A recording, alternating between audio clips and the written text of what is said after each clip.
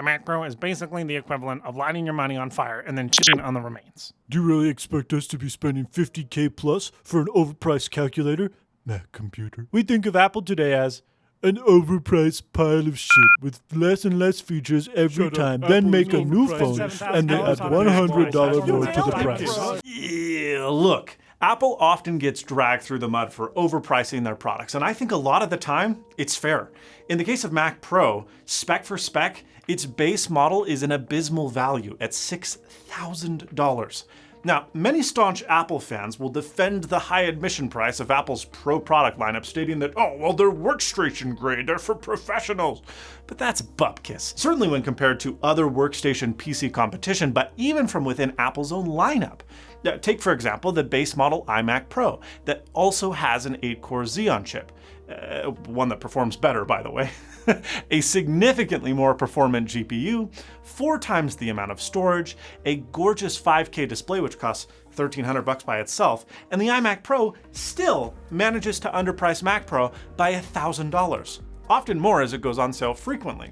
So to fight with the "but it's a workstation" fanboys, my Mac Pro shipped with a Radeon Pro 580X GPU, which is not a workstation card.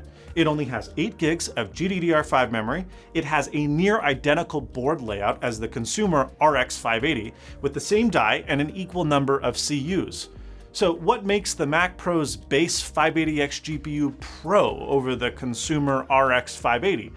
Small driver tweaks. That's it. In fact, even in real-world pro benchmarks, my gaming-focused RX 580, which can be had today for less than $150, was every bit as reliable and actually marginally faster than Apple's Pro workstation card. The CPU story is much the same. It's an 8-core Xeon that has been crippled by Intel, only supporting RAM frequencies of 2666 MHz, despite Apple shipping all Mac Pro models with more expensive 2933 MHz memory.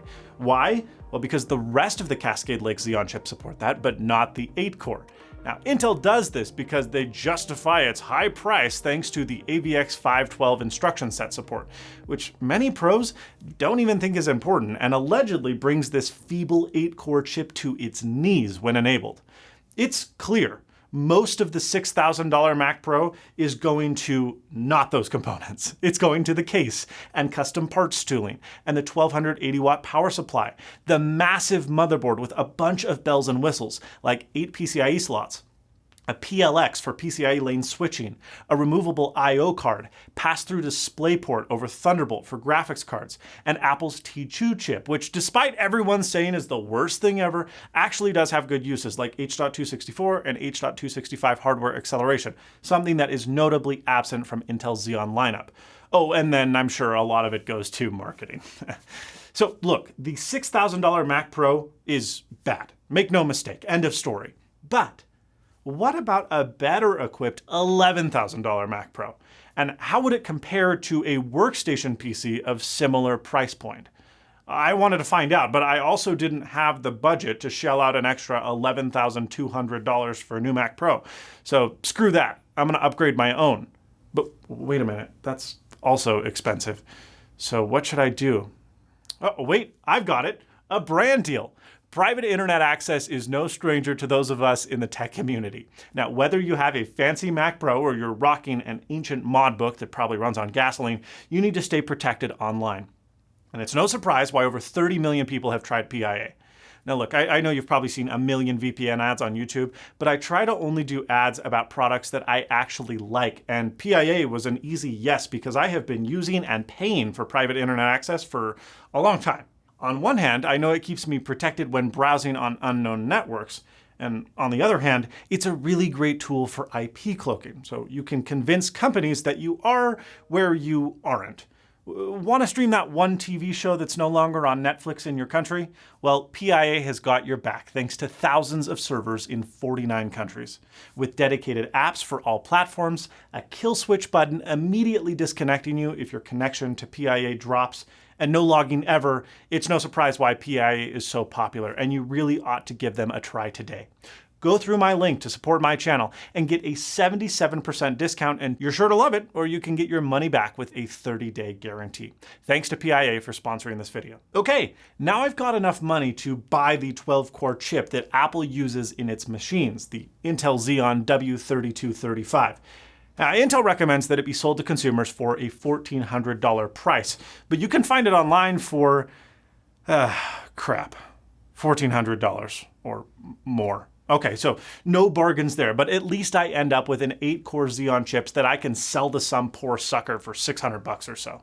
Let's talk RAM. Apple's RAM pricing is absolutely ludicrous, and despite the fact that some Apple YouTubers say Mac RAM is special, it isn't. Mac Pro uses run-of-the-mill DDR4 ECC memory. Now, luckily, the RAM Apple includes on the base model is already the fastest that the new Xeon chip supports, and so I can just add additional RAM to what ships with it. I got 64 gigs extra for $360, bringing our total RAM count to 96 gigs. Nice. Now, on the SSD front, I decided to ditch the 256 gig boot volume in favor of a 2 terabyte Samsung 970 EVO NVMe SSD with a passive form factor adapter. Last, for our GPU, I decided to give the Mac Pro a real-world scenario chip using Apple's own Vega 2, which is very, very expensive, and so it was graciously lended to me by Aaron of Zollotech for this video. Thanks, Aaron. So, installing the RAM, the SSD, and the GPU is a piece of cake, even easier than it would be to do for a comparable PC. Seriously, kudos to Apple for making this so simple. The CPU, however, while socketed, isn't intended, at least by Apple, to be user replaceable. Tough beans though, because I'm doing it. Now, I've seen Linus Tech Tips and a couple of other tech channels suggest the CPU cooler be removed by loosening the backplate and removing the cooler with the mounting mechanism. But I really wouldn't recommend this at all because you are drastically increasing the likelihood of socket damage when refastening the socket tension screws. So I'm going to do things the same way I did in my original teardown of the Mac Pro back in December, which you should definitely check out if you're interested. By removing this aesthetically pleasing little fascia, we can get to 2 very long screw holes, and with a very long screwdriver, well, we can loosen them to remove just the cooler. Underneath, we've got a wire retention clip that we can remove to swap out our old CPU in favor of the new one. A new thermal paste application later, and we're ready to put this puppy back on. And, well, that's it. Compared to our initial $6,000 configuration, performance is drastically, and I mean drastically improved. In synthetic benchmarks, we see nearly double the score in Cinebench R20 and a 40% improvement in Geekbench. Real-world tests show similar results. The DaVinci Resolve benchmark timeline we use exported significantly faster than the base model configuration, as well as our Blender render test and our Metashape performance benchmark. It's no surprise that the CPU and GPU upgrade have both made a massive difference. But just because our new $11,000 Mac Pro is better than the already overpriced $6,000 Mac Pro doesn't mean that it's technically a good value. And so here is where the competition enters. This is an incredible piece of kit provided by Maingear. And while not a sponsor, Maingear did help make this video possible. Maingear is a systems boutique builder that does both entry-level and high-end PCs. This is their Vibe PC, which is a very nice mid-sized tower with support for full ATX boards. Our system is rocking an Aorus TRX40 Pro Wi-Fi motherboard. That's right, that means we've got a Threadripper chip. And not just any Threadripper chip, but the mind-boggling top-of-the-line 64-core 3990X CPU. Holy crap. It also comes with 64 gigs of 3600 megahertz DDR4 memory, a top-of-the-line NVIDIA RTX 2080 Ti GPU, a wicked fast Seagate FireCuda 1 terabyte PCIe 4 SSD that puts the Mac Pro's SSD to shame, and an extra 2 terabyte SATA storage drive for games and video footage. All of this is powered by an EVGA Supernova 1200 watt P2 PSU, and it's wrapped up in Maingear's premium feeling Vibe chassis. It comes with a lot of RGB too. Now, typically, I recommend people go out and build their own PC rather than buy a pre-built. But the great thing about Maingear is that you can specify exactly what hardware goes into the computer that you're building. And they also do one of the worst parts of building a PC, and that is custom water cooling. I learned a number of months ago when we built that Ryzen Shine build that custom hardline water loops, they friggin' suck. They are not fun, and they suck the souls out of aspiring PC gamers. And if you're attempting to do a complex loop, say goodbye to your friends and family for the next several days while you work on it time and time again, bending over and over and over. Ugh, it's a nightmare. Now, Maingear's Apex water cooling system is awesome, not just because you don't have to do it, but because it integrates a pump, a reservoir, and a distribution block all into one RGB covered stunner. It looks freaking awesome. I think they did a great job. And if you're interested in a Maingear Vibe system for yourself, check the link down below. As configured, our PC, and keep in mind, this is like one of the most expensive builds Maingear can actually create because of that Threadripper chip, is $10,670. Now, that's still a full $600 cheaper than our upgraded Mac Pro. And this thing, by comparison, is freaking blinged out. But you can save a lot of money by ditching RGB and going with air cooling instead of a custom hardlined water loop.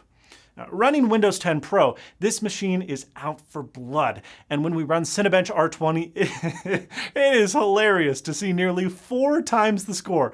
This trend continues through both Geekbench and our DaVinci Resolve benchmark. Frankly, it is embarrassing for both Apple and Intel both, but not really a surprise, right?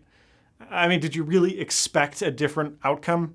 But wait, this video isn't for naught, because I think to compare PCs and Macs spec for spec has always been a bit disingenuous and dumb. I know that I sometimes have been guilty of this, but look, I know this is going to make a lot of the PC boys mad, but there is something to be said about optimization. A great example of optimization giving Apple the upper hand is mobile app development. Most Android apps are written in Java, and because they have to run on a lot of different hardware, some of which doesn't even share the same architecture, apps are run on Java Virtual Machine, which is not very memory efficient.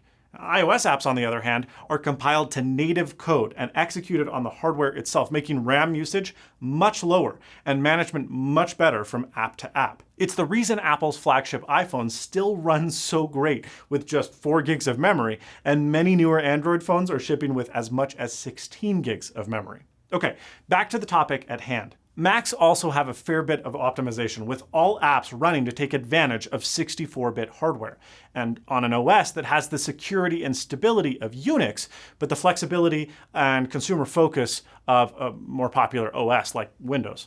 Final Cut Pro, for example, has been known for years to frequently outperform other video editing suites, even when you're on much weaker hardware. If you're buying into the idea of a Mac, you're probably also buying into the idea of a software suite that is afforded by that decision. And suddenly, spec versus spec, it no longer matters quite as much. So let's try some new benchmarks. The Mac Pro versus the insane Maingear PC, but each using the software that has been designed with that hardware in mind. We created the exact same video timeline in Final Cut Pro for our Mac Pro, and then in DaVinci Resolve and Adobe Premiere for our PC. And the results are interesting. More surprising yet, when we utilized Apple Motion, which is Apple's compositor, and compared it to an identical project that we had created in Adobe After Effects, the industry standard on PC, not only did we see that the Mac was a lot closer than initially expected, but it actually outperformed the PC, despite the spec for spec difference. So, at the end of the day, you really have to choose the machine that you think will work best for you and your workflow. All of the apps that I use on a day-to-day basis here at the office are better on macOS, or are macOS only, so that's what I choose. But my editor, Derek, on the other hand, doesn't have use for specific Apple software, and so we've chosen to utilize the raw power found in comparably priced PCs rather than go out and buy a Mac for his use. Besides, he's more comfortable using Windows anyways. And so at the end of the day, it doesn't matter. Computers are tools that are supposed to help you get the work done as quickly, efficiently, and as pleasurably as possible. Whatever system that is for you, great. If you enjoyed this video, please give it a like. If you didn't, well, that other button seems to work okay too. Let me know down in the comments below whether or not you use a Mac or PC for your workload. But most importantly, and as always, stay snazzy.